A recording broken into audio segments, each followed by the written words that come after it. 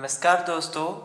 कल हम थ्योरम 2.5 कर रहे थे जिसमें हमें दिया हुआ है कि एक इंटीग्रल डोमेन का हमें एक फील्ड में अंतस्थापन करना है। तो इसके लिए मैंने क्या किया था कि d है वो एक पूर्णांक के प्रांत है, ये इसके हिसाब से हमें दिया हुआ है। इसका मैंने एक अन्य समुच्चय d डैश ले लिया था जो कि d क्रॉस d0 फॉर्म में था।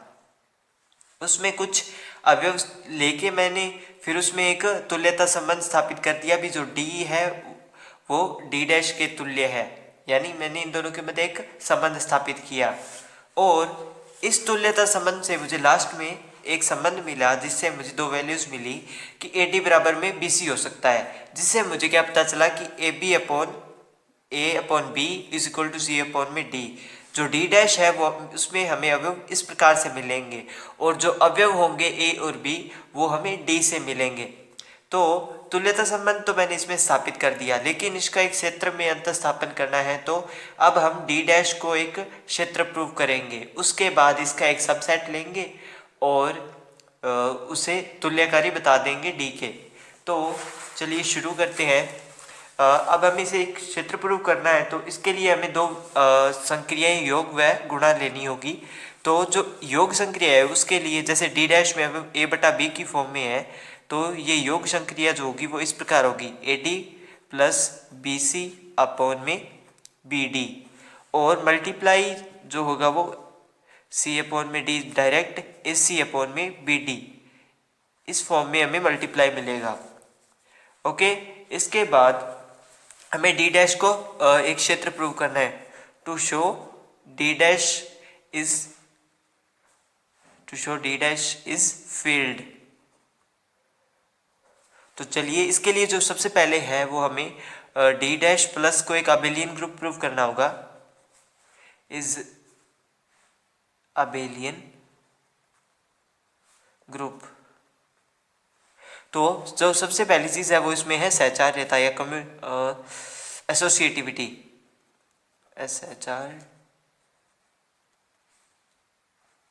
सहचार्यता के लिए बेसिकली हमें तीन एलिमेंट्स की जरूरत पड़ती है, जो कि है A upon B, C upon D और E अपॉन एफ, जो कि मुझे D डैश से मिलेंगे क्योंकि D डैश में इस प्रकार के अवयव है।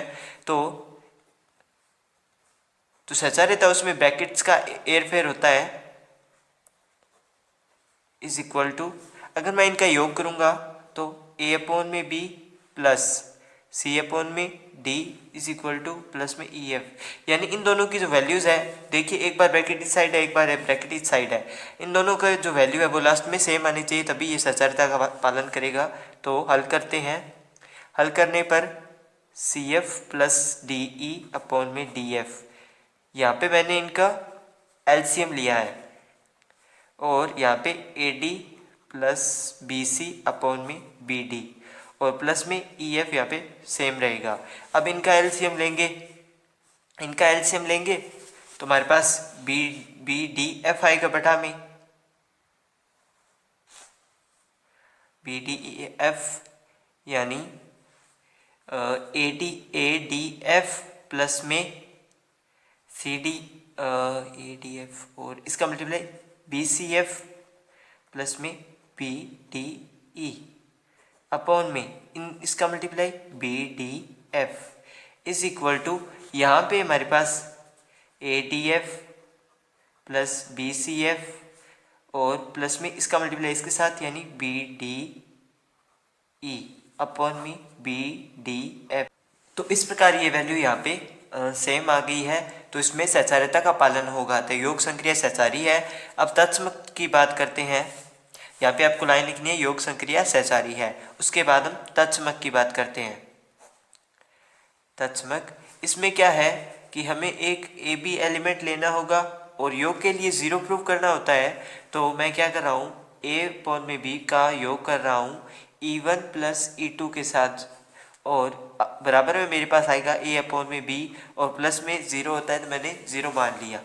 तो निरस्त नियम से ये दोनों तो कैंसिल हो जाएंगे, AB अपॉन में AB, तो E1 अपॉन में E2 यहाँ पे मेरे पास रहेगा। यहाँ पे 0 था प्लस में, तो उसके बटा में एक आ रहा है। ऐसा इसलिए क्योंकि किसी भी चीज़ के बटा में एक होता है। जैसे मान लो ये यहाँ पे डी पड़ा है तो इसके बटा में भी एक है। एक का भाग जब किसी में जाता है तो सेम वही चीज़ आ जाती है। तो उस प्रकार से तो 0/1 है वो डी डैश में विद्यमान है। तो जो तत्समक है वो इसमें विद्यमान है, तत्समक विद्यमान है। अब इसके बाद में हम प्रतिलोम की बात करेंगे इसमें। तो प्रतिलोम के लिए तीसरा जो है वो है प्रतिलोम। प्रतिलोम के लिए मैं ए बी अवयव ले रहा हूँ और डी डैश का। तो उसके लिए हमें क्या चाहिए होगा कि इसका नेगेटिव एलिमेंट हमें प्राप्त होगा। तो उसके लिए मैंने क्या किया कि x1 plus x1 over x2 ये मैंने इसके साथ योग किया, जिससे हमें 0/1 मिलना चाहिए। जब मैं इसको उस साइड भेजूंगा यानी इस साइड भेजूंगा तो x1/x2 है जो मुझे a माइनस का a/b मिला। यानी जो नेगेटिव एलिमेंट है वो हमें इसमें प्राप्त हो गया है जो कि डी डैश में है। तो डी डैश में प्रत्येक अवयव का अद्वितीय प्रतिलोम विद्यमान है। यहाँ पे ये लाइन आएगी, अर्थात इसमें नेगेटिव एलिमेंट हमें मिल चुका है। अब हम क्रम विनिमयता की बात करते हैं, कम्यूटेटिविटी की। क्रम विनिमयता में ए बी और c/d ये अवयव ले रहा हूँ मैं डी डैश से। तो a/b प्लस में c/d is equal to ad plus में bc/bd। ये तो हो गई एक साइड। और c/d प्लस में a/b इसका भी मुझे मिल रहा है bc प्लस में ad/bd। तो हम जानते हैं कि जो गुणा है वो क्रम विनिमय होता है। तो 1/2 है, समीकरण 1 और समीकरण 2 बराबर है। तो इस प्रकार जो है वो डी डैश प्लस है वो क्रम आबेलियन ग्रुप हमने इसमें प्रूव कर दिया है। आबेलियन ग्रुप ये कम्यूटेटिव हो गया, जिससे हमने इसे आबेलियन ग्रुप प्रूव कर दिया। अब हमें शो करना है बी में कि जो डी डैश है वो एक आबेली ग्रुप है। यानी क्षेत्र के लिए हमें दोनों ग्रुप को आबेली प्रूव करना होता है। आबेली ग्रुप है, ये मल्टीप्लाई का साइन है। डॉट को मैंने इतना बड़ा करके लिखा है ताकि आपको कन्फ्यूजन ना हो। ठीक है, तो ग्रुप पहली चीज़ जो है वही सहचार्यता, एसोसिएटिविटी, सहचारी है या नहीं इसकी जांच करते हैं। ए बी सी डी और ई एफ तीन एलिमेंट डी डैश से हम लेके चले, क्योंकि डी डैश में हमें इस प्रकार के एलिमेंट प्राप्त हुए थे जब हमने तुल्यता संबंध को प्रूव किया था। तो ब्रैकेट्स का एयरफेयर होता है उसी प्रकार a/b, सॉरी यहाँ पे मैंने d बना दिया है, a/b इंटू में C D dot E F is equal to a/b dot C D dot E F. अब जब मैं इनका मल्टीप्लाई करूँगा तो मुझे जो दोनों वैल्यू है वो इक्वल मिलनी चाहिए, तभी ये सहचारी होगा। तो a डॉट भी पड़ा रहेगा क्योंकि ब्रैकेट से बाहर है, और मुझे यहाँ पे सी ई ओवर डी एफ मिल गया, और इधर मुझे ए सी ओवर बी डी मिला, और डॉट में ई एफ है। मल्टीप्लाई करेंगे ये डॉट वाला भी, तो A C E over B D F, इधर भी A C E over B D F. गुणन वैसे भी क्रम विनिमय होता है गुणा, तो इस प्रकार ये हमने एसोसिएट इसे प्रूव कर दिया है। यानी जो डी डैश है वो गुणा के लिए एसोसिएट है। सेकंड है वो इसमें तत्समक आइडेंटिटी फाइंड करेंगे। तत्समक, तो इसके लिए एक एलिमेंट लेना होता है, उसका मल्टीप्लाई किसी अवयव के साथ करो, तो अगर वो वापस वही एलिमेंट हमें मिल जाता है जिसका हमने मल्टीप्लाई किया है तो वो उसका तत्समक हो जाता है। तो मैं ए और बी का मल्टीप्लाई कर रहा हूँ यहाँ पे E1 और E2 के साथ। अगर ये तत्समक होगा तो हमें इक्वल में A और B है वो वैल्यू इसमें जो है प्राप्त होगी। तो निरस्त नियम से ये दोनों कैंसिल होंगे, तो E1 over E2 is equal to मुझे 1/1 मिला, क्योंकि एक बनेगा इधर, दोनों कट रहे हैं। तो यहाँ पे 1/1 है वो हमें डी डैश में प्राप्त हुआ। तो इस प्रकार जो है इसमें तत्समक जो है विद्यमान है, तत्समक विद्यमान है। ठीक है, अब हम इसमें प्रतिलोम की बात करते हैं, इन्वर्स की। प्रतिलोम या इन्वर्स एलिमेंट शून्य को छोड़कर, क्योंकि ज़ीरो है उसका हमें इन्वर्स एलिमेंट नहीं लेना होता है, जीरो का इन्वर्स जो होता है वो इनफाइनाइट होता है। इसीलिए मैं ये लाइन हाईलाइट करके लिख रहा हूँ कि ज़ीरो को छोड़कर, क्योंकि जब मैंने क्षेत्र में बताया था F0 क्रॉस, मैंने आपको इस प्रकार वहाँ पे लिखा था जब मैंने आपको क्षेत्र के बारे में समझाया था, क्योंकि ज़ीरो को हमें छोड़ना होता है, जो चीज़ पैर में होती है उसे हमें छोड़ना होता है। ठीक है, तो ए बी जो है मैं ले रहा हूँ डी डैश का। तो प्रतिलोम में क्या है कि अगर मुझे ए बी का किसी के साथ गुणा करना है तो मुझे इक्वल में तत्समक मिलना चाहिए। तो माना कि मैं ए बी का मल्टीप्लाई x1 ओवर x2 से कर रहा हूँ, इस प्रतिलोम में से कर रहा हूँ, जिससे कि मुझे 1/1 प्राप्त हो रहा है, यानी तत्समक प्राप्त हो रहा है। तो x1 और x2 से क्या हुआ कि ये जो ए बी है वो इधर चला जाएगा, जिससे मुझे b ओवर a है वो जो ए बी का है इन्वर्स एलिमेंट मुझे प्राप्त हो गया। इस प्रकार क्या होगा कि हम सभी जो एलिमेंट्स हैं उनका इन्वर्स जो है प्रतिलोम है वो फाइंड कर लेंगे। तो इसमें प्रतिलोम विद्यमान है, तो हमें ए बी का इन्वर्स है जो बी अपॉन में ए मिल गया, सी डी का जो है वो डी अपॉन में सी मिलेगा, और ई एफ का जो है वो हमें एफ ओवर ई जो है इसका प्रतिलोम मिलेगा। अब चौथा है जो इसमें है क्रम विनिमयता, गुणा के लिए बात कर रहा हूँ। प्लस के लिए मैंने क्रम विनिमय पहले सिद्ध करवा दिया है। कम्यूटेटिविटी की बात करते हैं तो इसमें दो अवयव लेने होंगे हमें, क्योंकि डी डैश में हमें इस प्रकार के अवयव प्राप्त हो रहे हैं। तुल्यता संबंध से हमने ज्ञात किया था ए ओवर में बी और सी ओवर में डी, इन दोनों का मल्टीप्लाई करेंगे तो C D dot A B ये हमें प्राप्त होना चाहिए। तो ए सी अपॉन में बी डी, और इधर मुझे मिला सी ए अपॉन में डी बी। तो गुणा जो है वो कर्मणी में होता है, यानी 2 का गुणा 3 से करो तो भी हमें 6 मिलेगा, और 3 का गुणा 2 से करो तो भी हमें 6 मिलेगा। तो ये गुणा जो है कर्मणी में है। तो जो डी डैश 0 क्रॉस है वो अबेलियन ग्रुप हमने प्रूव कर दिया। यहाँ पे ये वाला साइन भी लगा सकते हैं या डॉट वाला साइन भी लगा सकते हैं। ये देखिए डी डैश 0 लिखा है मैंने इसके पैर में, क्योंकि हमने 0 को है जो है इसमें छोड़ दिया है, मैंने आपको वहाँ बताना थोड़ा सा भूल गया। इसके बाद हमें बंटनता को प्रूव करना होगा। तो सी पॉइंट जो है सी पॉइंट वो है बंटनता, डिस्ट्रीब्यूशन या डिस्ट्रीब्यूटिविटी बंटनता। तो 3 एलिमेंट लेने होंगे A B C over D E over F, और ये जो अवयव है वो हम डी डैश से लेंगे, क्योंकि हम डी डैश को ही क्षेत्र प्रूव कर रहे हैं। तो इसके बाद ए बी का जो है वो मल्टीप्लाई में रहेगी A over B C D plus E over F के, इसके मल्टीप्लाई में रहेगी। तो अगर मैं इनको अलग अलग करूँ, बंटन करूँ, तो ए सी ओवर में बी डी मिला प्लस ए ई ओवर में बी एफ मिला। ये तो होगी इक्वेशन 1। दूसरा जो है कि C over D plus E over में एफ डॉट ए बी, तो इससे मुझे क्या मिला, इससे मुझे मिला सी ए ओवर में बी डी बी प्लस वहाँ से E A over F B. तो ये होगी इक्वेशन 2। इक्वेशन 1 और इक्वेशन 2 है वो इक्वल है, एक ही वैल्यू में प्राप्त हो रही है, तो बंटनता का यहाँ पे पालन हो रहा है। अतः डी डैश एक क्षेत्र है, ये लाइन मैं बोल रहा हूँ, ये इसकी लाइन है। अब हमने इसको एक क्षेत्र प्रूव कर दिया, अब हमें इसे तुल्यकारी प्रूव करना होगा। तो तुल्यकारी प्रूव करने के लिए मुझे डी डैश डी और एस में संबंध एक प्रतिचित्रण एफ लेना होगा। ये डी है और ये एस है। तो इसके लिए मैं पहले इनमें एक समाकारिता प्रूव करूंगा, उसके बाद एकेकी और अच्छेदक प्रूव कर दूंगा, जिससे कि जो डी है वो एस के तुल्यकारी हो जाएगा, और अंत में इंटीग्रल डोमेन का अंतस्थापन एक फील्ड में हो जाएगा। तो इसके लिए मुझे सबसे पहले जो है वो एस एक डी डैश का सबसेट लेना होगा। तो माना एस है वो एक डी डैश का सबसेट है। अगर आपको कोई भी समस्या हो तो आप मुझे कमेंट कर सकते हैं, मैं आपको दोबारा से समझा दूंगा। सबसेट है जो निम्न प्रकार है,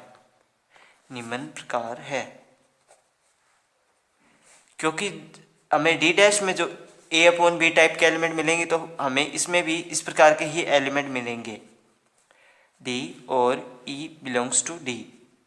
यानी हमें जो है एक्चुअली में जो डी है वो एक इंटीग्रल डोमेन है, डी डैश भी उसी का एक समुच्चय है, और एस है वो डी डैश का समुच्चय है। तो ये जो अवयव भी हैं वो हमें डी से ही मिलेंगे। तो इसके लिए मैंने बताया था कि आपको एक प्रतिचित्रण मानना होगा, माना एफ एक प्रतिचित्रण है। और प्रतिचित्रण किस प्रकार है वो मैं समझा रहा हूं आगे, जो कि निम्न प्रकार है। निम्न प्रकार है कि f है वो d से s में परिभाषित है, और f ऑफ a है वो a अपॉन में e है, f ऑफ b है वो b अपॉन में e है। तो अब हमें समाकारिता इसमें प्रूव करनी होगी, मॉर्फिज्म की यहाँ पे बात आती है। पहले समाकारिता के बारे में आपको मैंने पहले समझा दिया वीडियो में, तो आप वो वीडियो देख सकते हैं। उसकी प्लेलिस्ट में एंड स्क्रीन में डाल देता हूँ, और अगर आपको चैप्टर फर्स्ट करना है तो उसकी वीडियो आपको कार्ड्स में मिल जाएगी, यानी आई बटन जो आता है वहाँ पे मिल जाएगी। अब सबसे पहले जो समाकारिता में है वो योग होता है। योग यानी इन दोनों का योग इस प्रकार होगा, क्योंकि एलसीएम लेंगे तो योग इस प्रकार होगा। फिर हम इन दोनों को अलग अलग करेंगे और लास्ट में हमें मिला f ऑफ a प्लस में f ऑफ b, यानी ये दोनों अलग अलग होने चाहिए। पहले योग था, फिर दोनों को अलग अलग किया। दूसरी चीज़ जो इनका मल्टीप्लाई है उसकी बात करते हैं। उसमें जो है हमें मल्टीप्लाई में a b ओवर में e मिला। दोनों को डॉट को अलग करते हैं तो a over e dot b over e। फिर क्या हुआ, मुझे f of a dot f of b मिला। तो जिससे क्या है कि इसमें समाकारिता हमने प्रूव कर दी है। समाकारी हमने इसमें प्रूव कर दिया है। इसके बाद हमें अकेकी और असाधक प्रूव करना होगा। उसके बाद जो डी है वो एस के तुल्यकारी हो जाएगा। तो अकेकी के लिए जो है वो ए, जो डी के एक एलिमेंट का संबंध एस के एक एलिमेंट से होना चाहिए। तो एफ अकेकी है, उसके लिए बस हमें 3 ही लाइनें लिखनी होती है, जिसके ए बी जो मैंने डी डैश के अवयव माने थे। तो ए है वो नॉट इक्वल टू बी है, यानी ये जो है वो एस में इस प्रकार के एलिमेंट थे तो वो इस प्रकार होंगे। यानी अगर मैं ए बी को नॉट इक्वल ले रहा हूँ तो जो एस में एलिमेंट है वो A upon E is not equal to B upon में ई है, यानी ये दोनों एस के एलिमेंट हो गए। और F of A not equal to F of B, ये चीज़ हम यहाँ से लिख रहे हैं क्योंकि यहाँ पे हमने माना है। तो एफ जो है वो एकेकी है, 1 1 है। आच्छादक, आच्छादक में हमें बस एक लाइन लिखनी होगी, एफ आच्छादक। एकेकी आच्छादक है, हमने पहले ही बहुत पढ़ चुके हैं इसके बारे में। तो फॉर ऑल की ए ई है वो एस का अवयव है, का पूर्व प्रतिम बिंब डी में विद्यमान है, अतः एफ आच्छादक है। पूर्व प्रतिबिंब देखिए, ये जो है मान लो एक का संबंध 2 से है, तो ये तो हो गया इसका बिंब, यानी एक का बिंब 2 है। लेकिन ये जो 2 है इसका पूर्व प्रतिबिंब 1 है, यानी डी में विद्यमान है, अतः एफ जो है वो आच्छादक हमने प्रूव कर दिया है। जब ये तो कंडीशन सेटिस्फाई हो गई तो जिससे डी है वो एस के तुल्यकारी हो गया, और डी एस के तुल्यकारी हो गया तो इसका मतलब जो डी डैश है उसका अंतस्थापन एक क्षेत्र में किया जा सकता है। ठीक है, देखिए शून्य के यानी इंटीग्रल डोमेन का एक फील्ड में अंतस्थापन किया जा सकता है, जो हमने प्रूव कर दिया है, यानी डी का अंतस्थापन हमने डी डैश में कर दिया है। तो लास्ट में एक लाइन है, किसी इंटीग्रल डोमेन का एक फील्ड में अंतस्थापन, जो मैंने बोला है वही लाइन इसमें लिखी हुई है। ठीक है, अब हम इसके बाद विभाग क्षेत्र के बारे में जानेंगे। ये देखिए विभाग क्षेत्र के बारे में हमने पढ़ चुके हैं। वैसे ये विभाग क्षेत्र की भी 2 अलग अलग डेफिनेशंस है, जिसमें दूसरी जो डेफिनेशन है वो इस प्रकार है कि मान लीजिए कि ये साइड डेफिनेशन मैं आपको पहले बता चुका हूँ। अब हम थ्योरम 2.7 की बात करेंगे पहले, उसके बाद कुछ और करेंगे। ये यहाँ पे है, मान लीजिए डी एक पूर्णांकीय प्रांत है जिसमें एक से अधिक अवयव है, तब एफ फाई डी का विभाग क्षेत्र कहलाता है, जहां एफ एक क्षेत्र है तथा फाई डी से एफ पर एक एकेकी समाकारिता है, यानी समाकारिता है और उसमें एकेकी भी है कि प्रत्येक एज एफ को फाई बाई एक्स और phi of X by phi of Y X Y, ये इसकी डेफिनेशन है। कभी कभार आ जाती है, इसमें कुछ ज़्यादा महत्वपूर्ण तो है नहीं। आप पढ़ना चाहे तो पढ़ सकते हैं। इसके बाद है थ्योरम 2.6, किसी इंटीग्रल डोमेन D का विभाग क्षेत्र D को अंतर्विष्ट करने वाला सबसे छोटा क्षेत्र होता है। या जो इसकी दूसरी डेफिनेशन अगर हम बोलें तो एक इंटीग्रल डोमेन को अंतर्विष्ट करने वाले किसी क्षेत्र में एक उप क्षेत्र होता है जो कि D के विभाग क्षेत्र के तुल्यकारी होता है। तो इस डेफिनेशन का जो मेन मोटिव है मैं आपको समझा रहा हूँ। इसका सीधा सीधा क्या मतलब है कि D कोई पूर्णांकीय प्रांत है का विभाग क्षेत्र D को अंतर्विष्ट करने वाला सबसे छोटा क्षेत्र होता है। जैसे हमने डेफिनेशन में जाना कि D का जो विभाग क्षेत्र है वो f ऑफ फाई है, यानी ये दोनों इकट्ठे हैं, जहाँ f जो है वो एक क्षेत्र है, जहाँ f एक क्षेत्र है तथा फाई है वो एक अकेकी समाकारिता है, जिसमें जो कि जिसमें जो अवयव है वो ए अवयव है वो f से हमें मिलेगा, और जो फाई समाकारिता लगने के बाद वो phi of X Y over में फाई ऑफ वाई, यानी इस प्रकार जो है वो समाकारिता उसको कन्वर्ट करेगी, और जो x और y है वो हमें इंटीग्रल डोमेन से मिल रहे हैं क्योंकि यहाँ पे d की बात हो रही है, और जो y है वो नॉट इक्वल टू 0 है क्योंकि हमें अवयव ही जब बटा की फॉर्म में मिलेंगे तो ये y 0 कैसे हो सकता है। इसका मेन मोटिव ये है। अब मुझे सबसे पहले क्या है कि मुझे एक इंटीग्रल डोमेन लेना है, क्योंकि जैसा इसने दिया हुआ है थ्योरम 2.6 कि माना एक इंटीग्रल डोमेन या पूर्णांकीय प्रांत D है, ये इंटीग्रल डोमेन है, D इसका नाम है। D को अंतर्विष्ट करने वाला यानी कंटेन करने वाला एक क्षेत्र मैं K मान रहा हूँ। D को अंतर्विष्ट करने वाला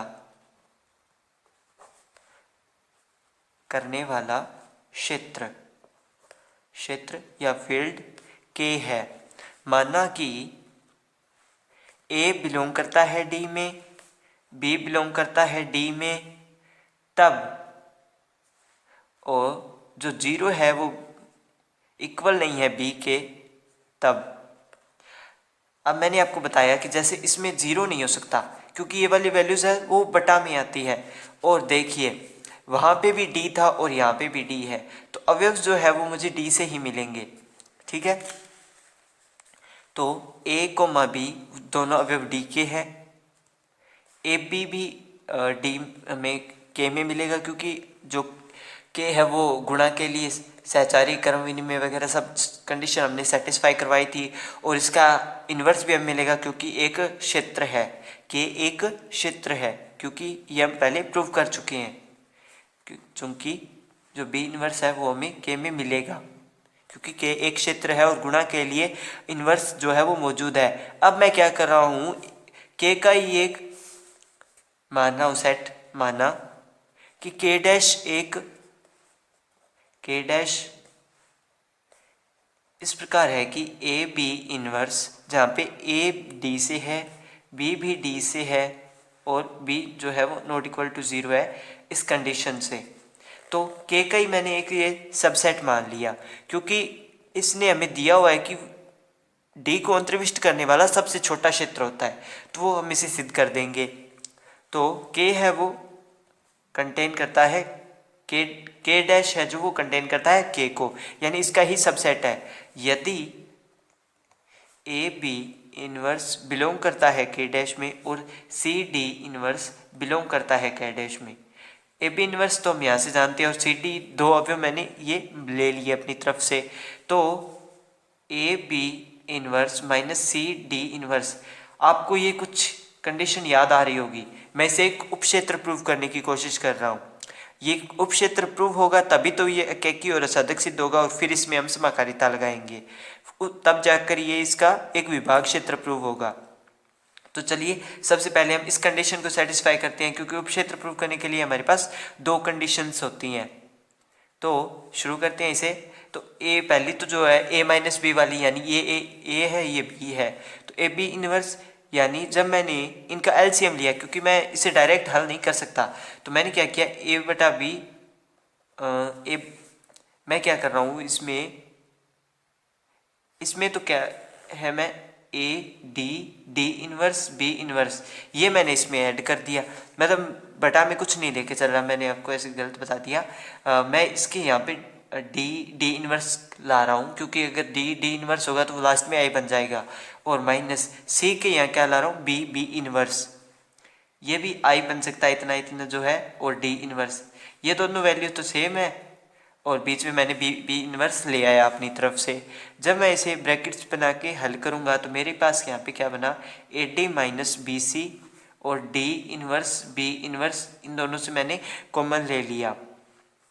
तो A D minus B C जो है वो यहाँ पे पड़ा है, और डी बी का मैंने इनवर्स ऊपर मतलब अलग से ले आया। ठीक है, तो ये दो चीज़ों की मल्टीप्लाई है जो कि हमें के डैश में मिलेगी। देखिए एक तरीके से इसने इसी चीज़ को वापस कन्वर्ट कर दिया, यानी एक तो ए है वो बिना किसी इन्वर्स के है, और एक जो बी है वो इन्वर्स के साथ है। तो ये वाली जो वैल्यू है वो तो ए हो गई, और ये वाली वैल्यू है दो जो बी हो गई। बी का जो है इन्वर्स किया हुआ है इसने ऊपर, तो एक तरीके से ये ए बी इन्वर्स होगी। और जो हमारे पास के डैश है उसमें ए बी इन्वर्स टाइप के एलिमेंट्स पड़े हुए हैं, तो मतलब ये जो चीज़ है वो हमें के डैश में मिल रही है। अब जो सेकंड चीज़ है वो ये है कि हमें यहाँ पे सी डी इन्वर्स का इन्वर्स करना होगा, यानी सी डी इन्वर्स तो एक एलिमेंट है जो कि के डैश में पड़ा हुआ है। अब मुझे इसका इन्वर्स करना होगा, क्योंकि जो है ए माइनस बी तो हम करते हैं फर्स्ट कंडीशन में, लेकिन क्षेत्र के लिए हमें ए बी इन्वर्स करना पड़ता है, यानी ए बी इन्वर्स करना पड़ेगा। वलय के लिए तो हम ए डॉट बी करते हैं, लेकिन क्षेत्र के लिए हमें ए डॉट बी इन्वर्स करना होगा। तो पुनः इस चीज़ के लिए मैं क्या कर रहा हूँ कि मैं मान रहा हूँ कि जो सी डी इन्वर्स है वो ज़ीरो नहीं है, क्योंकि अगर ये ज़ीरो हो जाएगा तो वो फिर सेटिस्फाई नहीं कर पाएगा, और सी डी इन्वर्स है वो बिलोंग कर रहा है के डैश में। ये इसका जो प्रतिलोम है वो हमें मिल ही सकता है, क्योंकि यह एक क्षेत्र से हम सेट क्षेत्र से ही सारी वैल्यूज उठा रहे हैं। सी है वो नॉट इक्वल टू ज़ीरो है, और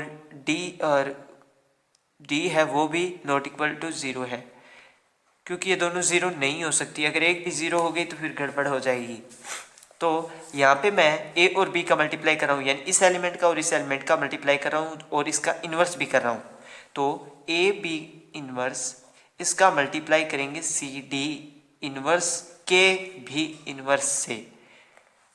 तो जब मैं मल्टीप्लाई करूँगा तो ए बी इन्वर्स और डी का इन्वर्स होगा, तो इन्वर्स का इन्वर्स देखिए डी का इन्वर्स, फिर इसका इन्वर्स, तो लास्ट में डी आएगा हमारे पास।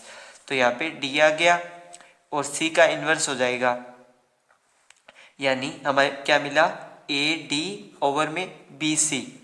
ठीक है, तो ए अपॉन में बी डॉट डी अपॉन में सी, इस प्रकार के एलिमेंट मिले, जिससे हम एक प्रतिचित्रण बनाएंगे। क्योंकि देखिए यहाँ पे भी ए बी इन्वर्स और सी डी सी इन्वर्स, यानी इन दोनों एलिमेंट्स का हमें मल्टीप्लाई मिल गया। किस प्रकार, वो देखिए। अब मैं एक प्रतिचित्रण मानूंगा, क्योंकि समाकारी बताने के लिए हमें एक प्रतिचित्रण लेना जरूरी होता है। तो प्रतिचित्रण माना हूँ कि ए ओवर बी, ए और बी इस टाइप के एलिमेंट्स हमें मिल रहे हैं यहाँ पे भी, और इस चीज़ से हमने प्रूफ कर दिया, यहाँ पे भी हमने प्रूफ कर दिया और यहाँ पे भी हमने प्रूफ कर दिया। तो ए बी के एलिमेंट ले रहा हूँ जो कि डी से है। ये सारे जो सिस्टम है वो इंटीग्रल डोमेन से ही शुरू हो रहा है, और जहाँ पे बी है वो नॉट इक्वल टू ज़ीरो है, और इसको हमें तुल्यकारी बताना होगा के डैश के साथ। तो अब मैं एक प्रतिचित्रण f ले रहा हूँ जो f से के डैश में है, और f ऑफ ए बी है वो is equal to A B inverse है। इस प्रकार के एलिमेंट है। फॉर ऑल जो a ओवर b है वो f का है। ठीक है, हम प्रूव कर रहे थे कि किसी इंटीग्रल डोमेन D का विभाग क्षेत्र D को अंतर्विष्ट करने वाला सबसे छोटा क्षेत्र होता है। तो क्षेत्र है जो f है, क्षेत्र f में हमें इस प्रकार के एलिमेंट्स मिल रहे हैं। हमें इसे के डैश के तुल्यकारी बताना होगा। तो इसके लिए मैंने के डैश के एक क्षेत्र माना, फिर मैंने के डैश उसका एक सबसेट मान लिया या सेट मान लिया, और फिर मैंने उसे एक उपक्षेत्र प्रूव कर दिया इन दोनों कंडीशन से। यहाँ तक मैंने उसे उपक्षेत्र प्रूव किया। अब मैं एक f लेके चल रहा हूँ जो कि इस प्रकार के उसमें एलिमेंट्स हैं और उससे मुझे तुल्यकारी बताना है k डैश के। अगर ऐसा हो गया तो उसके बाद में जो है वो जो d को कंटेन करने वाला जो विभाग क्षेत्र है वो प्रूव हो जाएगा। तो सबसे पहली चीज़ हम इसमें प्रूव करेंगे एकेकी 1 1, क्योंकि तुल्यकारी प्रूव करने के लिए महत्वपूर्ण चीज़ है। तो f of a over b is equal to f over c over d, यानी दो एलिमेंट को हम बराबर लेके चल रहे हैं। तो ए बी में हमें एफ ऑफ ए बी इस प्रकार के एलिमेंट्स थे और इसमें सी डी इनवर्स, चूंकि मैं यहाँ पे बी डी से गुणा कर रहा हूँ, बी डी से मल्टीप्लाई किया, तो यहाँ पे मुझे A B B inverse D inverse मिला और C D D inverse B मिला। मैंने यहाँ पे बी डी का मल्टीप्लाई किया है, यानी यहाँ पे बी और डी आ गया और यहाँ पे इन्वर्स नहीं आएगा इसका, यहाँ पे डायरेक्ट डी आएगा। सॉरी, यहाँ पे इन्वर्स नहीं है। तो इससे क्या होगा, बी डी का मल्टीप्लाई करने से क्या होगा कि बी बी इन्वर्स आई बनेगा और इधर ए डी बनेगा, इधर डी डी इन्वर्स से आई बनेगा और सी बी बनेगा। तो a over b is equal to C over D, यानी हमने जो क्षेत्र में अवयव माने थे a ओवर b और c ओवर d, उस प्रकार के ही हमें अवयव इसमें मिल गए। दूसरी चीज है वो आच्छादक प्रूव करनी है, यानी जो f में जो अवयव कनेक्ट हुए हैं k डैश के साथ वो एक ही है, यानी k डैश का एक अवयव f के एक अवयव से कनेक्ट है, दो अवयव से कनेक्ट ना हो उसके लिए। तो f आच्छादक है, f आच्छादक है क्योंकि ए बी इनवर्स का पूर्व प्रतिबिंब f of A B inverse का पूर्व प्रतिबिंब f of A B A over B अद्वितीय रूप से विद्यमान है, यानी ये तो k डैश का एलिमेंट है जबकि ये f का एलिमेंट है, तो इसका जो पूर्व प्रतिबिंब है वो f में विद्यमान है, अतः वो आच्छादक है। अब हम इसमें समाकारिता प्रूव करेंगे। समाकारिता, इसका मैंने नोट्स बनाया हुआ है, तो लास्ट में जब ये चैप्टर कंप्लीट होगा तब मैं अपलोड कर दूंगा वीडियो के साथ। समाकारिता में दो ही कंडीशन होती है, C over D A plus B, A over B plus में C over D, F of A D plus में बी सी ओवर में बी डी। तो ए डी प्लस में B C dot B D inverse, फिर क्या है A D plus B C, यानी इन दोनों का इनवर्स अलग अलग होगा, बी डी इनवर्स। फिर इनका मल्टीप्लाई करेंगे इनके साथ, तो A D D inverse B inverse plus B B inverse C D inverse, जिससे मुझे यहाँ पे ए बी इनवर्स प्लस में सी डी इनवर्स प्राप्त हुआ, क्योंकि ये जो वैल्यूज़ है वो आई बनेगी, ये वैल्यूज़ आई बन जाएगी क्योंकि उसका इनवर्स साथ में मौजूद है। तो इससे मुझे एफ ऑफ ए अपॉन में बी प्लस में एफ ऑफ सी अपॉन में डी मिल गया, यानी ये समाकारिता को प्रूव कर रहा है, यानी पहले दोनों इकट्ठे थे बाद में अलग अलग हो गए। समाकारिता की फर्स्ट कंडीशन और सेकंड कंडीशन अब ये है कि एफ ऑफ ए ओवर में बी सी ओवर में डी, जब ये इन दोनों का मल्टीप्लाई होगा तो ए सी ओवर में बी डी मिलेगा, जिससे मुझे ए सी और बी डी का इन्वर्स मिला, बी डी का इन्वर्स मिला। फिर इन्वर्स को हम अलग अलग करेंगे, ए सी और बी इन्वर्स डी इन्वर्स, तो इस ए अपॉन में बी डॉट सी ओवर में डी मिला, ये यहाँ पे दिख रहा होगा शायद आपको, ए ओवर में बी मिला और सी ओवर में डी मिला, इन्वर्स अलग अलग किया मैंने। और यहाँ से मुझे F of A over B plus dot में है, सॉरी ये मल्टीप्लाई में एफ ऑफ सी ओवर में डी, या आप इसे इस तरीके से भी कर सकते हैं कि जो ए है उसके साथ बी इन्वर्स कर लीजिए अलग अलग ब्रैकेट्स बना के, और सी के साथ डी इन्वर्स कर लीजिए, उससे भी हमें एफ ऑफ ए ओवर में बी और एफ ऑफ सी ओवर में डी हमें जो है प्राप्त हो जाएगा। तो इससे ये प्रूव हुआ कि f है वो f से k डैश में तुल्यकारी है। हमने इसे तुल्यकारी प्रूव कर दिया, जिससे ये प्रूव हो गया कि जो D का विभाग क्षेत्र है वो D को अंतर्विष्ट करने वाला सबसे छोटा क्षेत्र होता है। ये चीज़ हमने इसे सेटिस्फाई कर दी। तो वीडियो पसंद आए तो लाइक कर दीजिए, अपने फ्रेंड्स के साथ शेयर कर दीजिए और चैनल सब्सक्राइब कर लीजिए। कल वाली वीडियो में हम आगे की थ्योरम करेंगे। वीडियो देखने के लिए धन्यवाद।